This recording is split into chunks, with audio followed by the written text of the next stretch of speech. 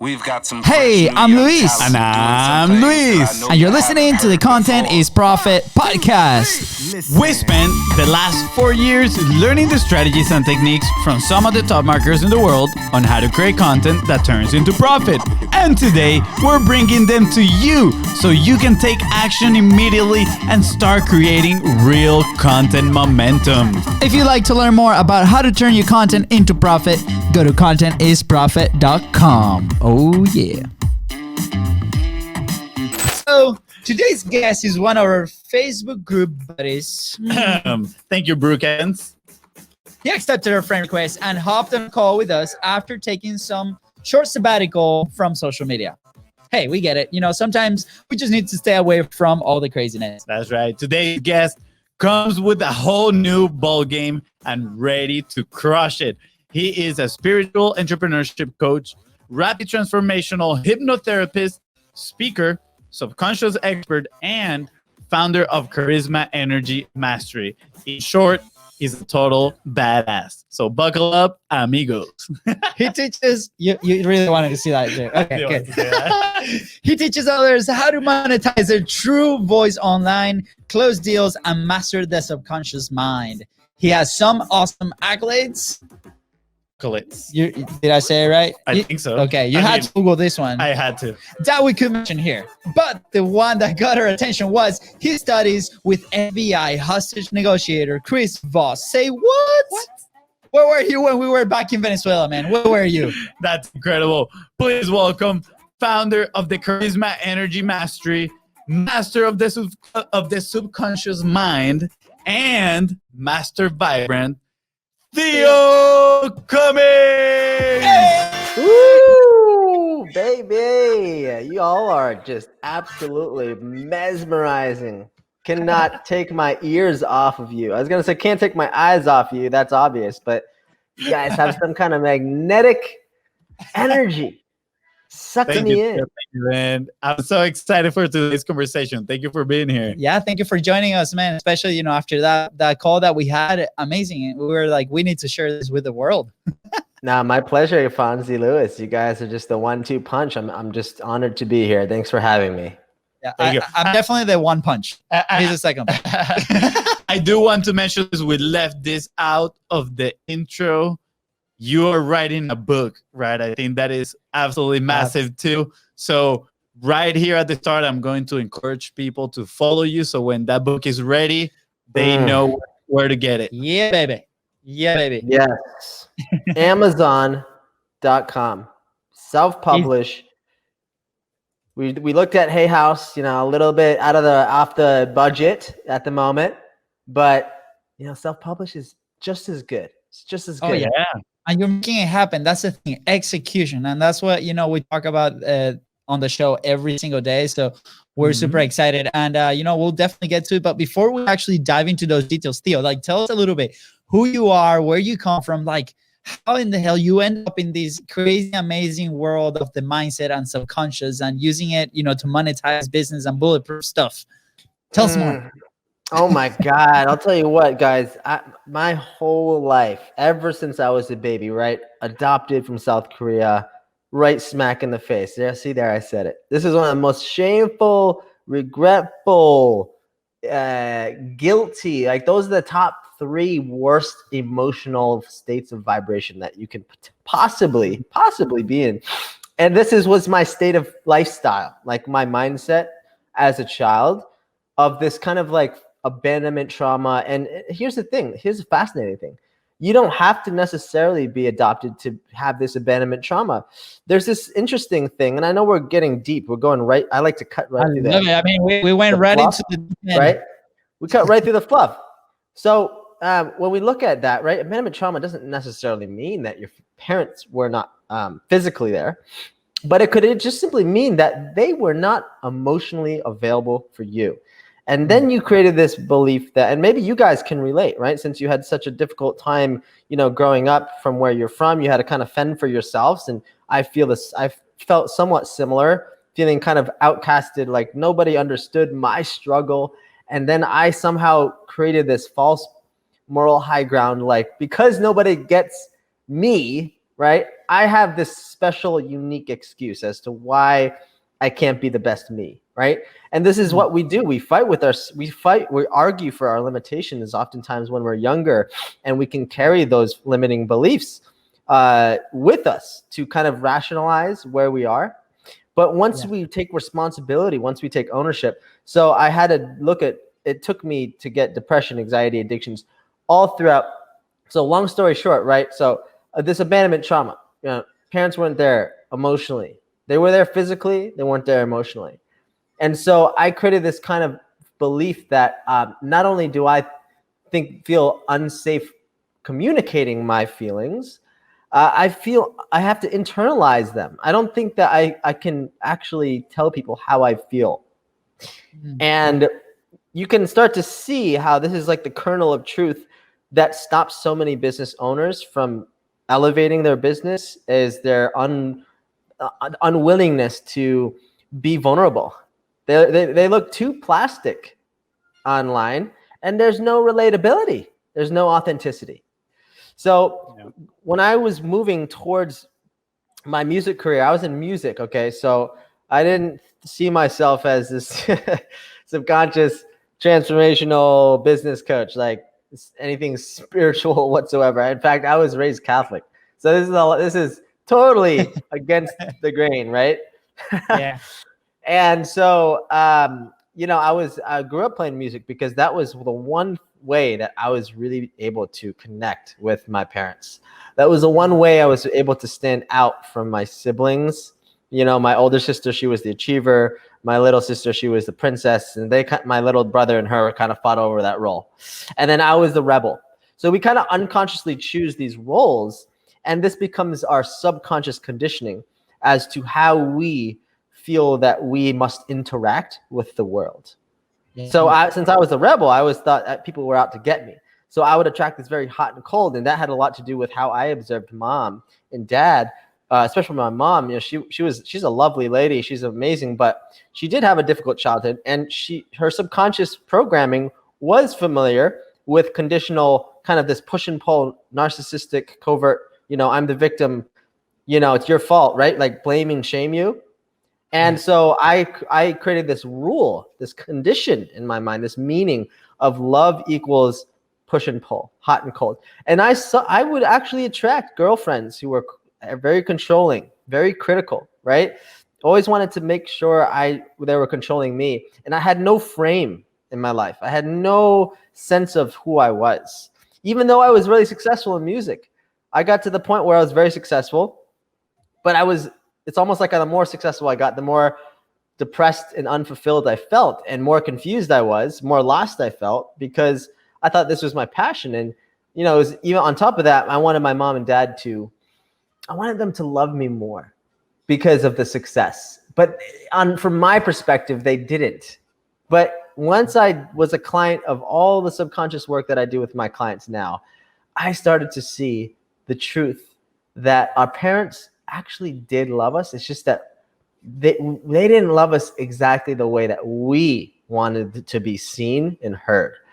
And that's what creates a trauma. So a trauma is not, for example, the belt going across your face, right? It's actually the meaning, the interpretation that we created because of that event. So that has the same, on top, that also has the same emotional impact on you if you get your leg blown off in war. It's just simply an emotional sandprint of an impact, of a story, of a meaning, interpretation. And then this becomes this automatic program because the subconscious, it wants to save us energy in our head. So what it will do, it will create a program. So I'll give you guys an example. Maybe your listeners can go along with this. So if I were to tell you, cross your arms, go ahead, do that right now. Cross your arms, okay? Done. And just see where you're at now, okay? And now uncross them. And now I want you to cross your arms the opposite way from what you're familiar with. Okay. You see how there is this kind of like awkward, I don't know, this is so weird. Like, how am I supposed to fit my arms in this opposite way, right? I hope you guys listening are doing it too, so we're not the only ones doing this thing. Yeah, and so what's happening is you have this conscious belief of this is the way you want things to happen, but you have this subconscious conditioning that has basically created a program to save you energy. So then when your conscious beliefs go against your subconscious beliefs, there's a dissonance. And so there's this push and pull. There's this, and this is why people procrastinate in life. This is why people are never decisive in life, which is why they never really believe in themselves, because they have these deeper internal conflicts that are emotional from ages 0 to 7. And they attribute it to something in the environment. But the environment is actually just reflecting back to people what they deeply believe, not what they want. So life gives us what we are, not what we want necessarily. And so through that, yeah, go ahead. Sorry, like I absolutely love this because I thought I was just gonna bring my snorkel and just like swim at the top of the surface, but I need to bring my whole scuba diving equipment so we can like dive very deep into like this conversation, because just so you know, I'm a dad, so dad jokes are the way. So you'll see that coming in our show. But I love it because I don't think we've done such a deep dive so fast in the show, and I love it because this is a lot of what we talk about when we talk about publishing and facing the camera or your phone or anything that when you want to advertise this, right? Now we're talking into those dark sides, those monsters that might be, behind us that we don't know anything about. And it now becomes something bigger, and we talked a lot about the concept of growth publishing, because as soon as you start doing this and facing your fears and sharing, vulnerable moments, like you were saying before, you start to face these things. And sometimes it's not clear to us what those things are. So it's incredible that you are able to now define that. And I think this is very, very key here. The conscious belief versus the subconscious action. You said another word, but I typed action, right? And is that the programming, right? The body and the mind is so intelligent that it's going to help us be very effective and not waste energy on new things, right? And now we're seeing that building the business is like, okay, we got to create these systems, right? That then business runs on a subconscious level on the business side, right? And that's what the body does. And it's incredible because now we can go back and try to identify these subconscious moments and see if we can reprogram for the benefit or your communication, your content, your business, objectives, your goals. So incredible, like all these points. And I just wanted to like to interrupt you just a second so we can like summarize it a little bit for those listening, because there's so much value like packed in like legit the first 10 minutes of the show. So thank you for bringing that into us. I don't know, Fonzie, you have, is your mind blown yet? I'm taking notes. I have questions, but I am very curious to see, where this teaching led you, right, in your story. Yeah. So, so I realized, when I was I had this hypnotherapy experience, and it was more than that. It was so many different things going on. And so when I look back, when you actually do this deeper work, this is stuff that I was like, holy crap. I had no clue that those experiences, I had no clue, like what was my interpretation. Like oftentimes we do remember, oh yeah, we had some difficult times, but a lot of times we don't remember like which ones are related with our money fear blocks, and we don't know which ones are related with our love issues. And the thing that I want all people to see is that all your success is going to happen through relationships. All your success is going to happen through not just your relationship with other people, but with yourself, with the universe. And the biggest truth I came to see, and maybe you guys have experienced a near-death accident. I remember when I almost died in a car accident.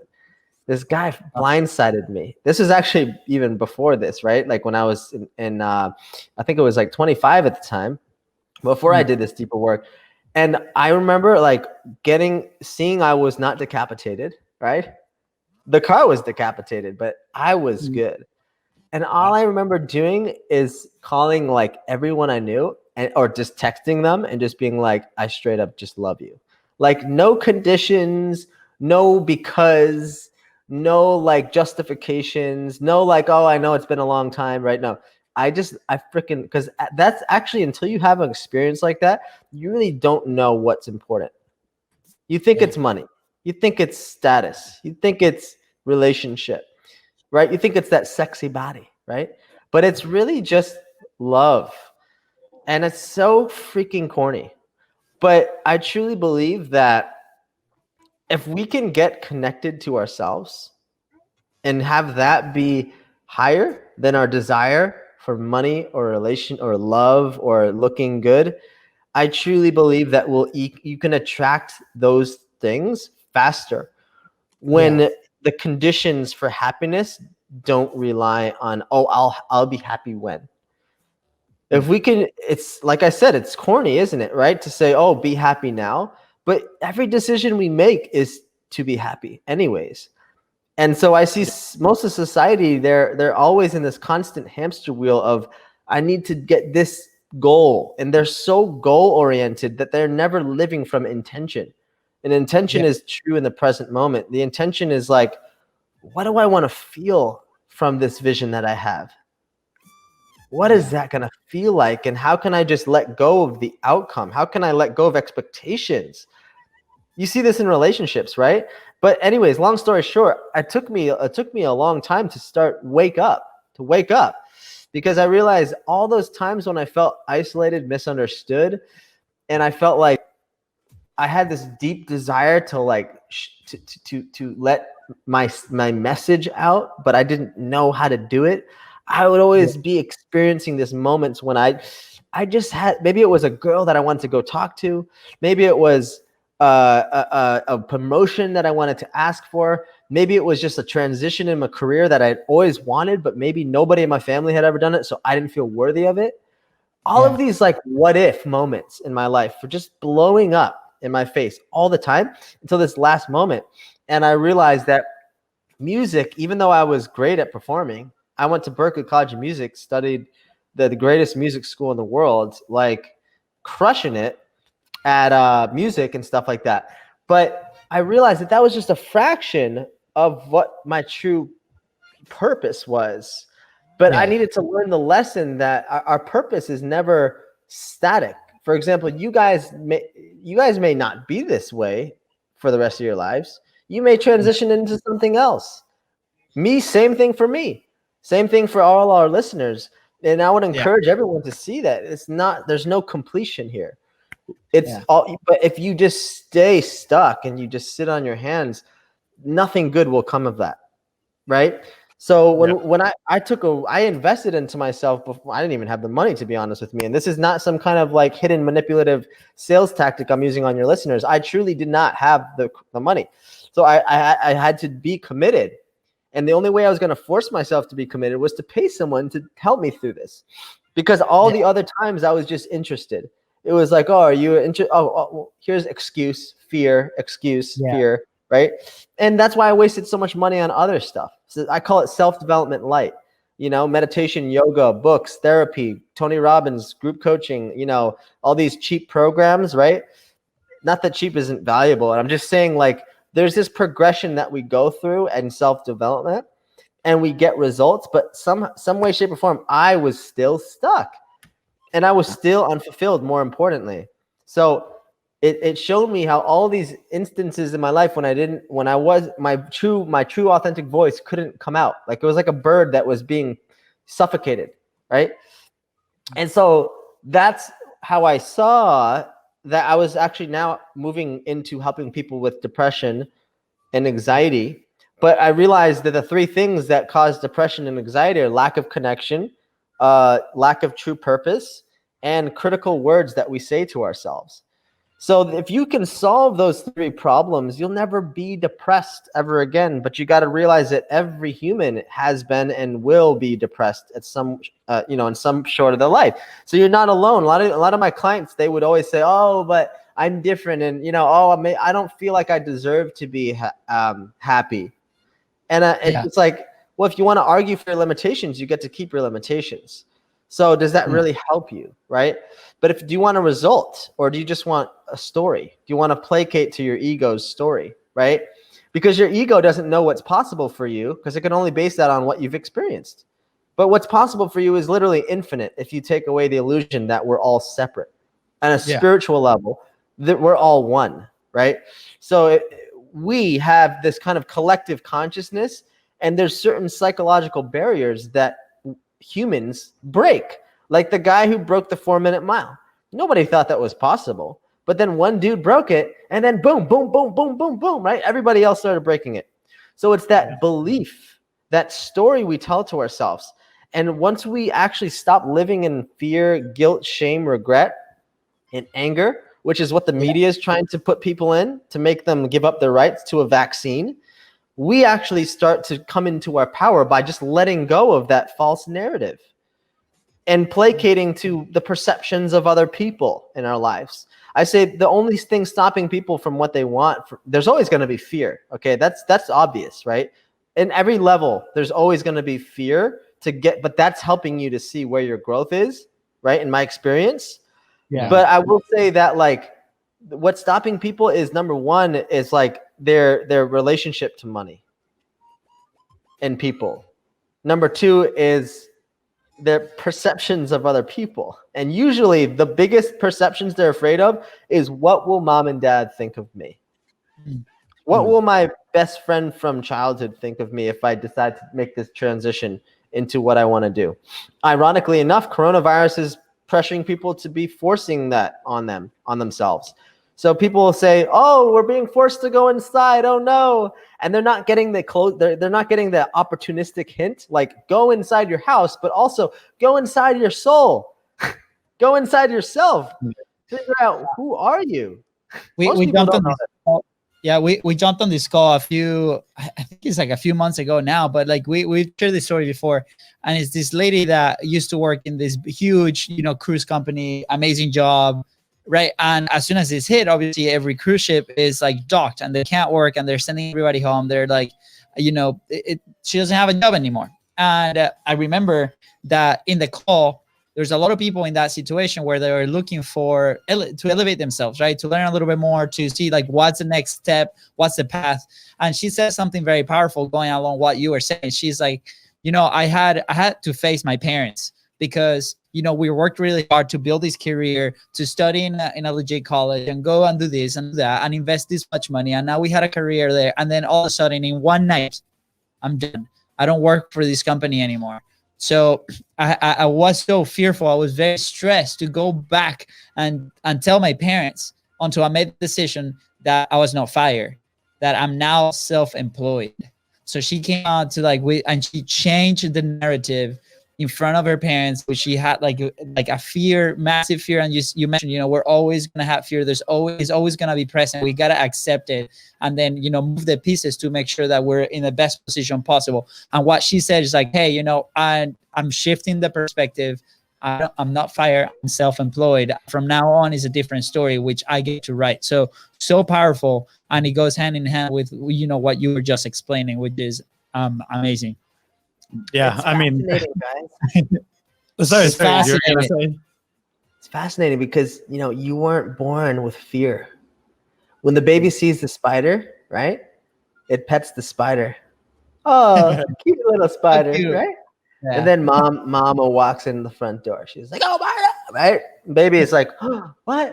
And then the next time baby sees a spider, it starts crying. So, right, like all of these fears are conditioned. And then because if we want milk, we're just going to scream until we get it because we expect love. We know we're good enough. We're confident. You never see a baby self-conscious.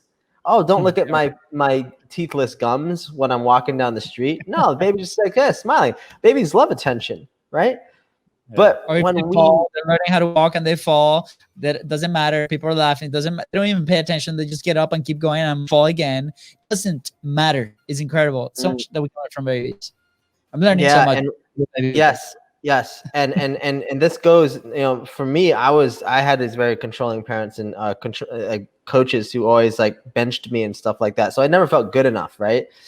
And so I developed this kind of people pleasing mentality.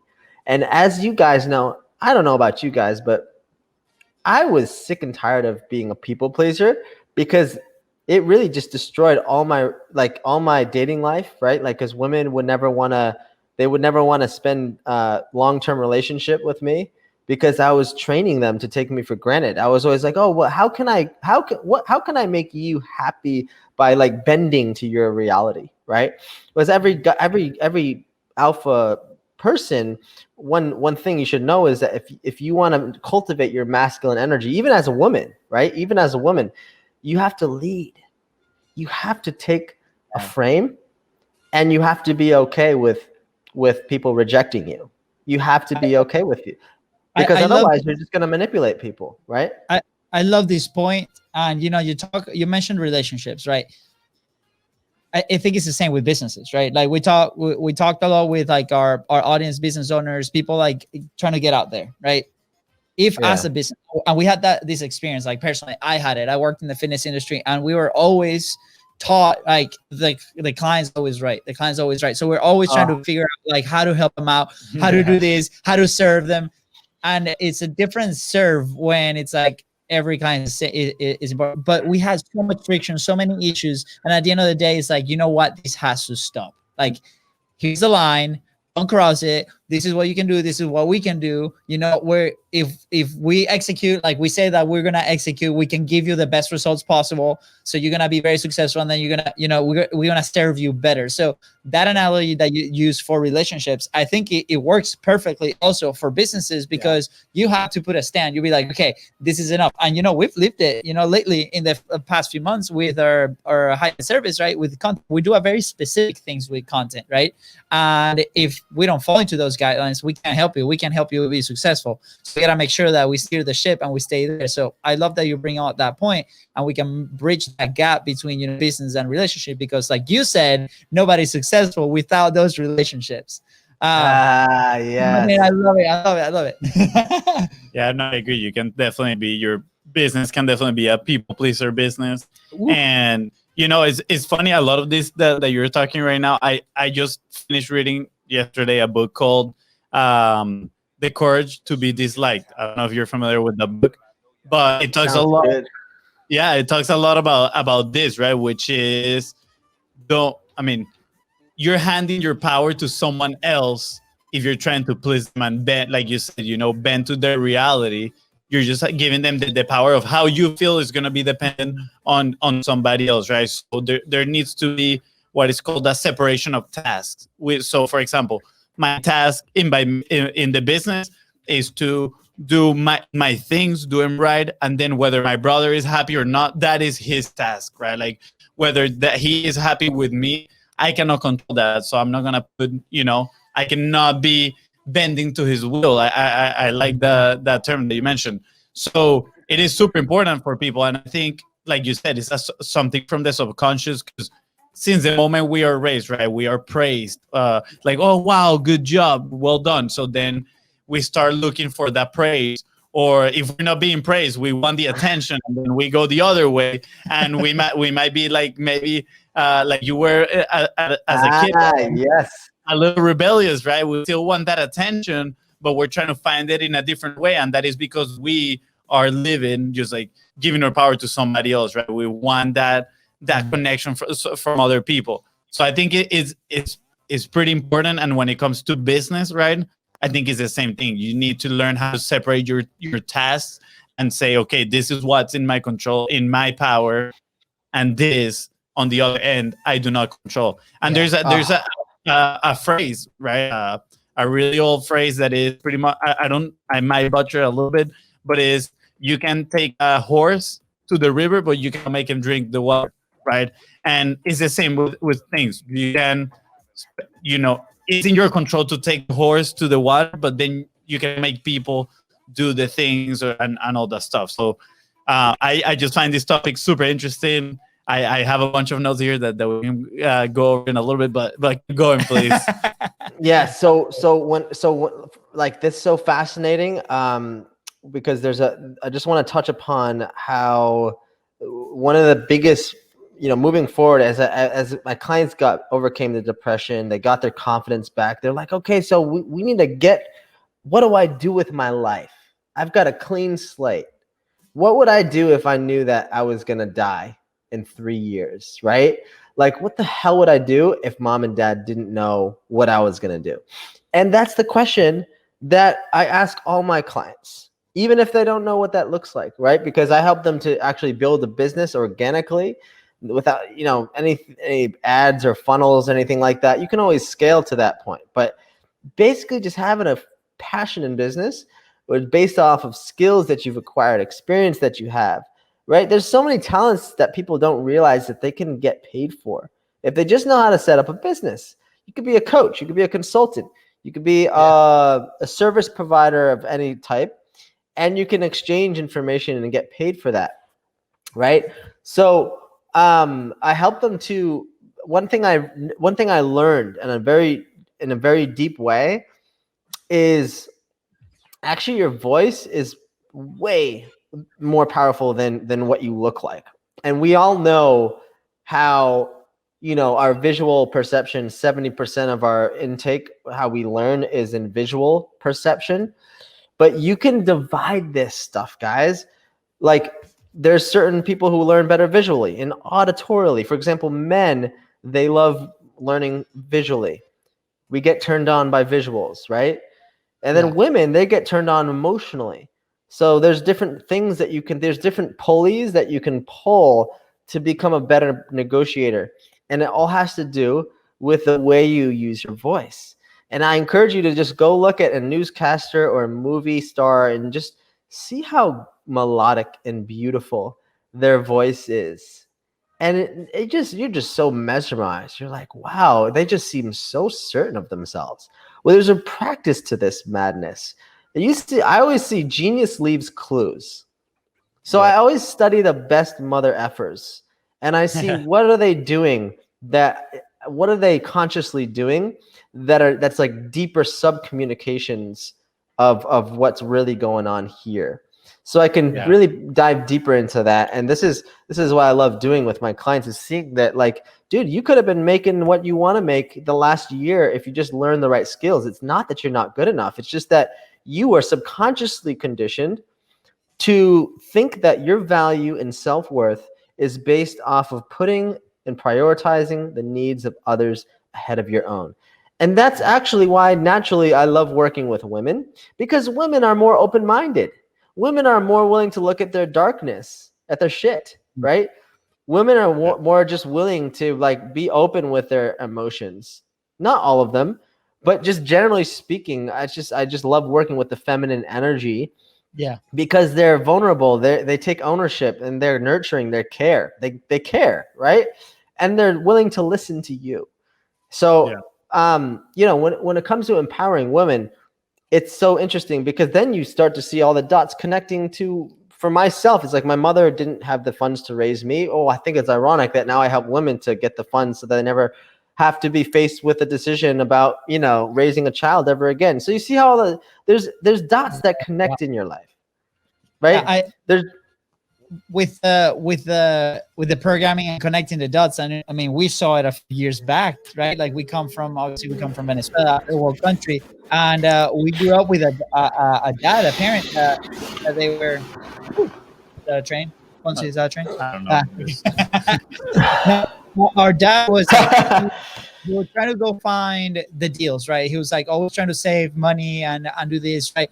And we will, like, literally we play soccer as well. So we will go buy soccer cleats, and we will spend the whole weekend trekking, walking, going in the subway through the entire city, right? To see different options, to see which was the soccer cleat that was the cheapest, right? So we save some money, $10, $5, whatever that was. And I remember that experience very clearly, because in my head, when I was going through that, I was like, why we can't just go buy the first one that we see and then spend the rest of the day doing something else or using the cleats, right? Go play. And I know for our dad, that was very important, that we found, the best deal. And as we grew up, or as we started to, like, develop the business and grow, we found really challenging, because you mentioned it, the self-development journey, there's different phases. So we'll go after all the free stuff. We will go after all the cheapest courses and this and that and that. We were just mirroring that behavior, right? That we were programmed from the very beginning. And it wasn't until like now it's like a year and a half ago, but it was like we finally invested in like this first event that it was like $100. It was a live conference. From there, we invested almost like $300 in another program and then a coaching program. And then from there, that same year, we ended up investing almost 30 grand in a coaching program to elevate ourselves to different things. But it was so hard to break that belief and break that, and we didn't see it until we were like, wow, we now see the potential, we now see the value of these things like going forward.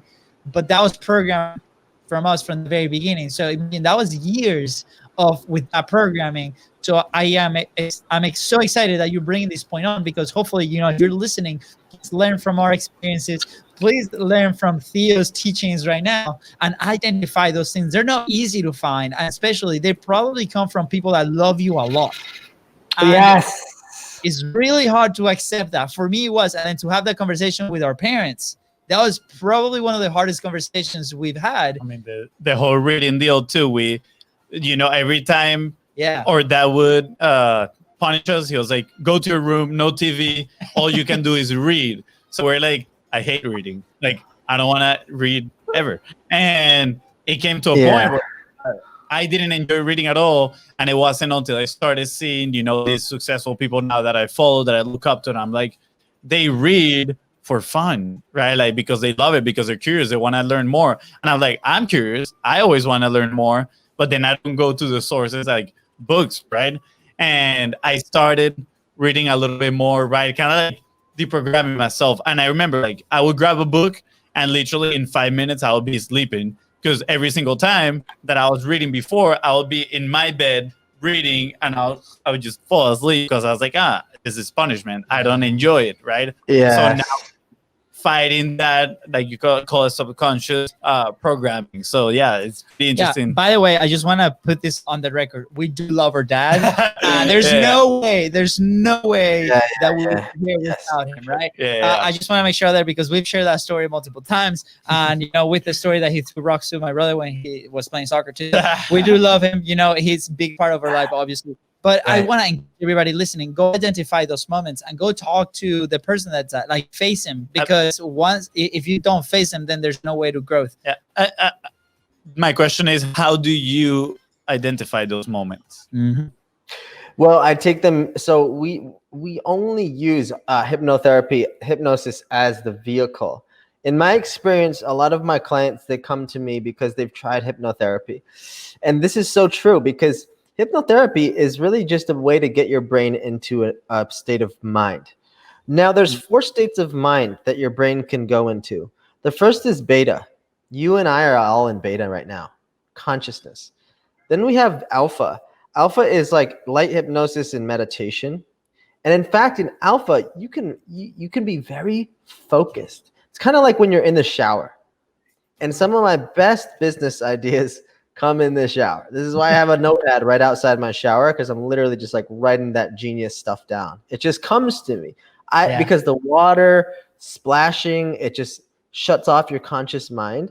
And this is how you perform at a high level. Is oftentimes in life, the most counterintuitive methods are actually what you should do to get by. Like, life is literally like a trick. Life is literally like the most counterintuitive game that you could ever imagine. Meaning, like, it's not our job to figure out the meaning of life. No, our job is just to figure out, how do we create the meaning of our life, our human life? Because life is just trying to find out how is it going to express itself through us, but we get to create that meaning. That's what's so beautiful about life, right? Because otherwise life is meaningless, isn't it? So when we do this, when you relax your mind, oftentimes it's like when you're trying to remember a song. If you just forget about the fact that you're trying to remember it, oftentimes it flashes in your ear because you stopped trying so freaking hard.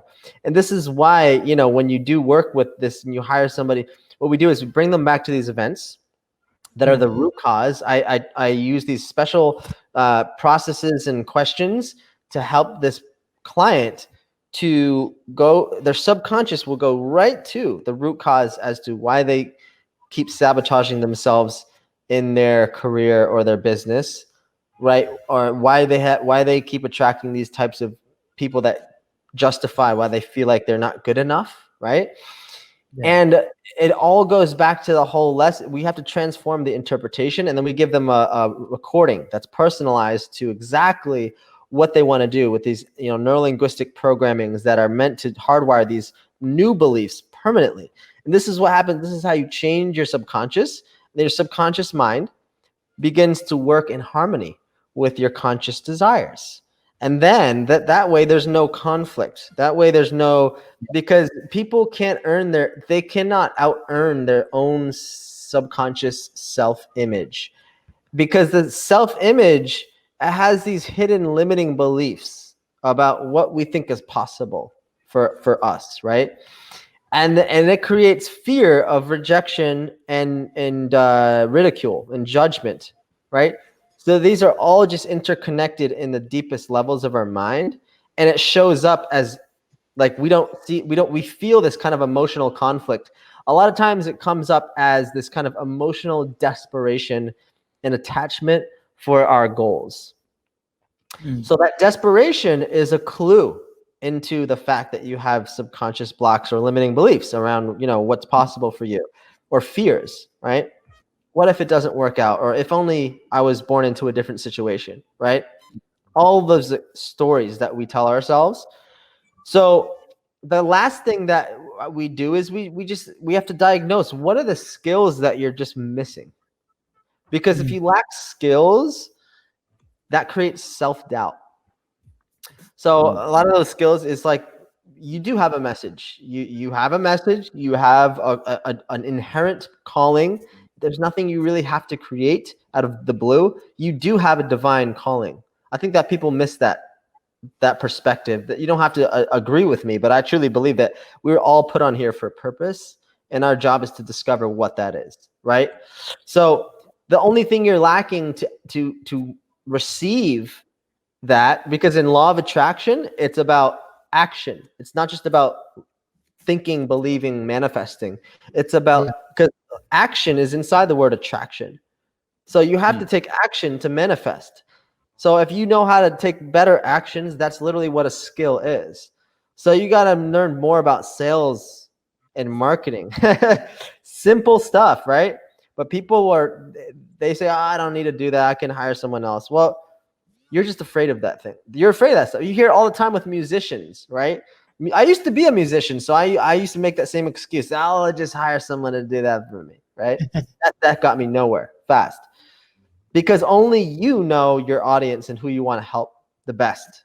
Nobody else can know that better than you, right? So, for example, I see a lot of coaches who are using coaching, like self-development language, to market themselves to their audience, but they're using the language that their business coaches are using to sell them as coaches. They don't see how there's two languages being spoken. You can't use that type of language for your audience. Yeah. You know what I mean? So interesting. Like I'm just like sitting here trying to process. I'm gonna have to listen to this episode like 5 times. It's like, just to cap it off, it's self-image, right? Self-image. It's that's like the self-image, like the story that we tell ourselves, right? Number 2 is the limiting beliefs around money, around like, what do we believe about money? What did we grow up about with, like, learning about money? Were we told money doesn't grow on trees? Were we raised to think that wealthy people are evil? Right? Like, what are all these conditionings? Yeah. And then, like number 3 is like, are we afraid of rejection and imposter syndrome and visibility? Are we afraid of like being seen? Were we always raised to believe, oh, be seen but not heard, or vice versa? Right? And then number 4 is just lack of skill. If you can change those things, you can do anything you want to do in life. There's only that. I love it. I mean, I think that's like the perfect segue to the action point. Wait, before we go dive in there. I mean, you said, like another story. We were raised on the be humble type of thing, right? You got to be humble. And I think that led to some sort of, and I agree, people need, like, don't be just a cocky bastard just walking around, right? But like, for me, it translated in kind of like don't speaking up, kind of like hiding my voice a little bit because I need to be humble, right? I cannot share my opinions with everybody and stuff like that. So it is interesting, right? And before we go on the segue, you said kind of like you like to work with women better because they're better at facing that darkness. So I'm curious, Yes. now that we already know kind of like where this subconscious programming is coming from, we determine how we can find it, right? What is the first step to face that darkness? Well, the first step is to really sit down and get some clarity on your own life, and just sit down and say, like, what do I want, and what am I afraid of, right? And I actually have I have a great free clarity worksheet. It's a free PDF you can download on my website, www.theocummings.com. TheoCummings. We'll leave the link right below in the description too, if people are Yeah, interested. and if you want to download that, it's really taking you through this process of like, okay, so what are these fears and insecurities that are preventing me from executing on what I want?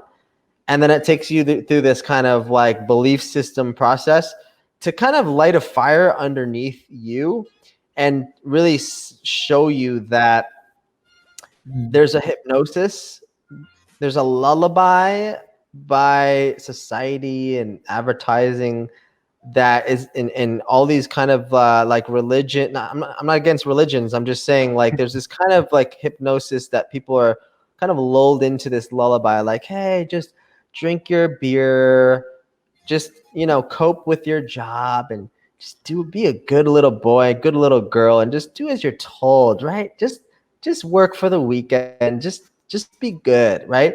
And so this is why it's so difficult to break out of that, because it's like everybody else is doing it. It's like the osmosis effect.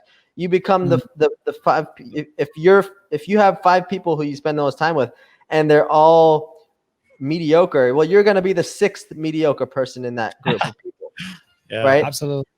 But if you're spending time with go-getters, with open-minded learners, and people who they're never satisfied, not in an unhealthy way, but just the fact that they're always growing, they're always curious, they're always wanting to become better just for the joy of the process, right? Yeah. If you're around those winners, right, you're going to be the 6th winner. So there's just so much negativity that's being bombarded into your brain. There's thousands and billions of pieces of information that are accessing your mind on a consistent basis without you even consciously knowing it. And I encourage everybody listening to Google the reticular activation system, or in other words, it's the RAS. This is the part of your brain that focuses on things in your environment, filters out the billions of pieces of information, only focuses on things that are important to your survival.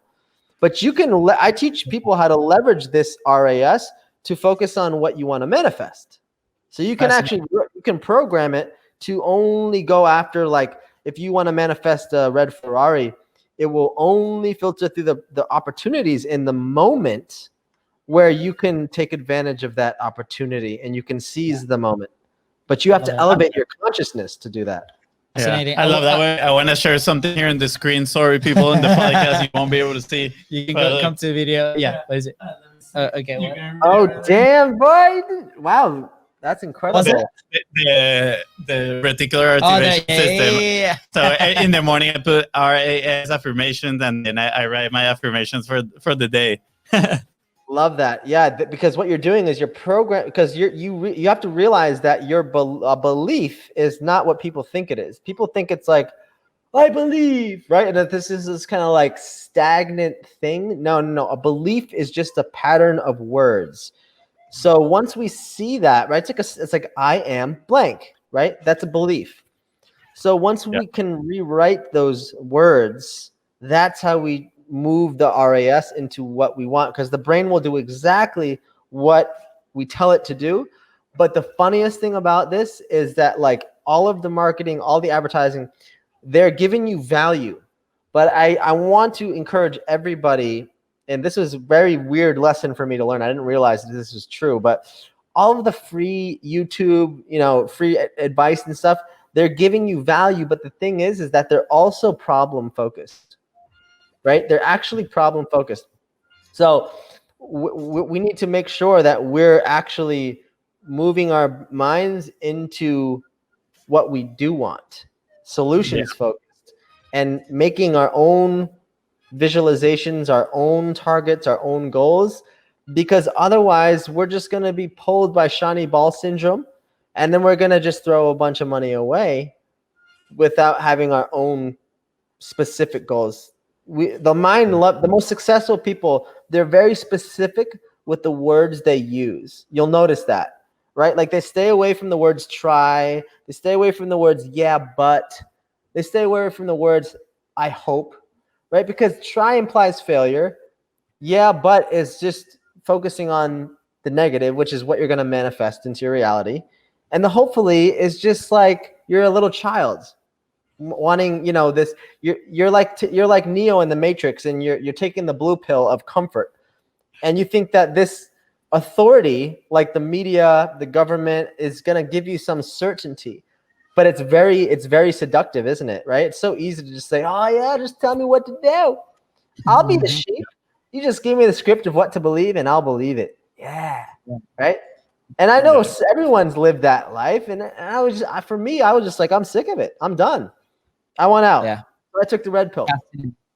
Fascinating. Yeah, that's really really cool stuff. I feel like at some point we're gonna have to do like a version, like a next part two for this. I can't even talk because of how good this information has been.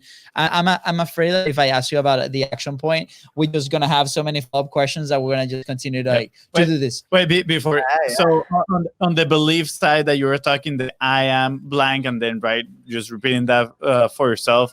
Yeah, I found it so interesting because I was, growing up, again, the story of my dad throwing rocks at me. I was called lazy a lot of times, right? Oh, you're lazy. You're so lazy. You're so lazy. And I think that I'm not saying like my dad, like a lot of people, and that just like stayed in my mind that I was lazy, right?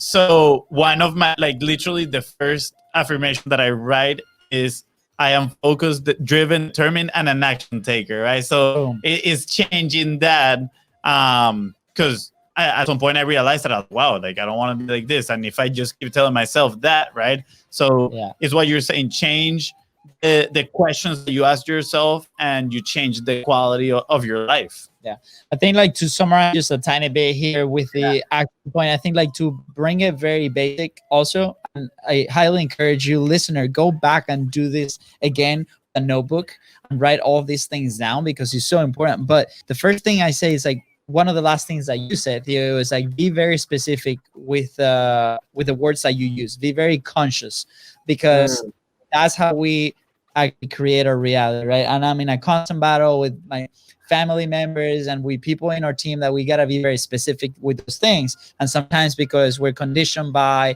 either the people outside of us that are they might not be in the same place, or might be in a lower place than us, or different place, right? Not lower, different, right? They might not be as conscious with those words. So we just got to make sure that we're consistent with that. And I think that's very tiny change that we can do, that the audience can do today, to start moving the ship forward, to be able to start changing, one, the self-image, two, the limiting beliefs about, money, being afraid of rejection, at the end of the day, identifying those skills, right? So incredible information that you share with us. We're extremely thankful for this, man. Let me ask you one last question here. Where would you think, like, people that do not publish, right? Like, because this is, part of like the journey that we've taken is actually take this platform and start publishing, putting our thoughts out there, sharing ideas with people like you, right? Sharing our voice have been one of the best teachers ever, if you put it like that, just because you start realizing it when you put your ideas into words. You start realizing things like, wow, why am I saying this like this? You start finding your own identity. Maybe I should say it like that, kind of like finding that true voice that you were talking about. So Yeah. where would you think like people will be if they did not publish, right? If they don't, Where would they be? Where would they be? Yeah. What's your take on that? In business or in life or? Yeah, I mean, we talk mainly on business, right? Let's say somebody that starts publishing, you can take us, for example, right? That we did two rounds of 45 Facebook Lives, for example. You know, we have now people doing it. The podcast, people that start a platform, that starting to share their message, like under your coach eyes, like under your like mindset, under your all this training that you've done with your clients and people, like where do you think people could be without having something like that, an outlet where they can share their message? Well, I want to tell a quick story about like when I was watching this YouTube video a while back, and it was a video of these elderly people, and they were talking about what their life was like. And the most interesting aspect was it was never like, oh, I regret doing all those things. It was actually, oh, I regret not doing all of these things, X, Y, Z. And I don't know about you guys, but I personally never want to say those words when I'm at the end of my life, and I want to say like, no, I did take action on those goals. I don't care. It doesn't even matter where it led me. I had faith enough to like really just question authority, to really just question my own beliefs, and to question reality for what I've been told what it is. And to really just say like, what do I truly believe? What do I stand for? What's my message? And, you know, one thing I learned was like, we live in a world of feelings. Emotions are the most powerful forces on the planet. And we can use that to our advantage. Meaning, if you have a belief that you are amazing, right? But you don't feel anything when you say that, you might as well it's just a thought. But however, conversely, generally speaking, when you have a belief and you say, I'm unstoppable, and you feel it, that's when you're living in intention. And that's when your intention becomes more important than your goals. And that's when you've mastered law of attraction, because you're acting from this space of like, I have this intention and I feel good. I feel like I'm loving the process, but I'm totally letting go of the outcome because I am the new story, right? This is the new lifestyle. Who is that person that is taking action from the space of who they want to become, right? So yourself in 5 years, who is that person and how do they think, act, and feel? How do they think, act, and feel on a regular, consistent basis? And I encourage you to just focus on that, because quantum physics shows us the past and the future are not even real. Yeah. The past is just recreating itself through the subconscious memories. And then the future is the future that we all want is now. It's now. It's literally made up of right now. I love it, man. So many of the things you talk about today, you know, I read in this book that I told you, The Courage to Be Disliked. I totally recommend it to you, and it's absolutely amazing. You might heard of Adler, the psychologist, and he talked about that literally living in the now. The past and the future doesn't exist. That we use sometimes, like, or past trauma, right? Like, so etiology, like Freud, his theory is that the traumas pretty much like cause and effect, which is why people are what they are. But he says that is not like that. That he says like people use that as an excuse because of their goals that they want, right? So they don't want to socialize with people, so they use the past trauma to make that happen, right? And And he talks a lot about living in the now, that life is just about that. It's a dance, right? It's not like a straight line. It's just like a bunch of dots, and you got to move from one dot to the other. Just living life in the now and being intentional with what you want to feel, those emotions. Dude, Theo, Yes, and I do want to just say that it's never too late to change, and it's not my intention to make anyone afraid, because I think we have enough stuff trying to make us afraid anyways, right, from the environment. Yeah.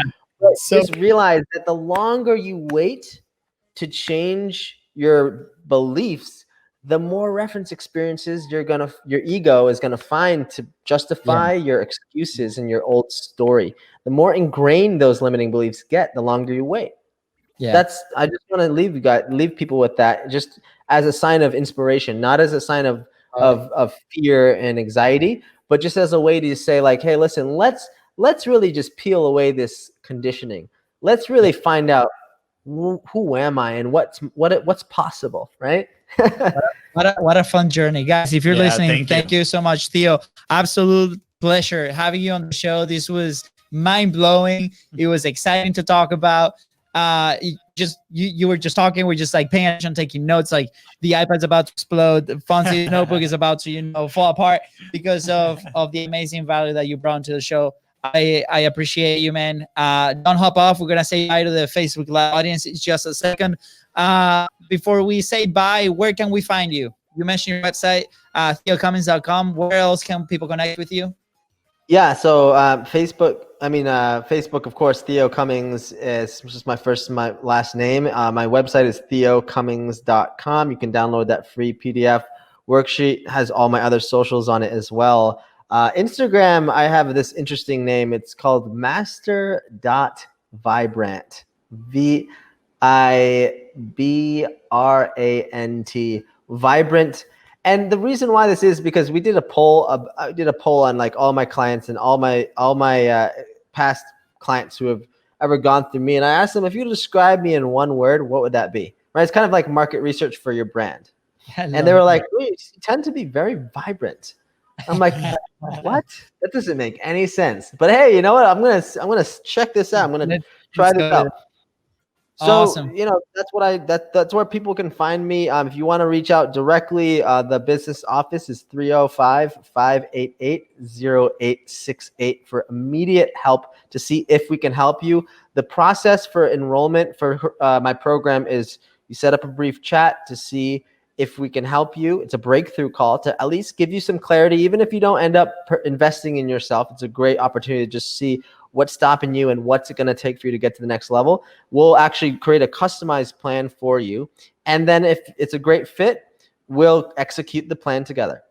Awesome. That's awesome. Guys, go ahead, check him out. theocummings.com. Check him out on Facebook if you're there. Instagram, master.vibrant, and then give him a call. We're going to leave all this info in the episode notes. With that being said, guys, thank you so much. Thank you so much, guys. It's been a pleasure. It's been an honor. I think we're going to do this twice again, but yes. Yeah, we have to. We should. Oh, yeah, for sure. I mean, we're going to have to go. I think we're going to have to do one in person. Just throwing that out there. Yeah. Where are you guys living now? You're out in California? No, we're in Jacksonville, We're in Florida. Jacksonville, Florida. Oh, that's close. Yeah. Theo, give me 1 second. I got to do the outro. I got to do the outro here before we do it. You're going to make me edit this thing. All right, go. No, that's good. I love it. I love it. I like this outro better. All right, here we go. 1, 2, 3. And with that being said, guys, thank you so much for checking the Conscious Profit podcast. Go ahead and subscribe. Smash that subscribe button. Follow us on social media at BizVersCo. And if you find this episode impactful, which I am sure you did, don't forget to share it and give a 5-star review. See ya. Bye. 5 stars.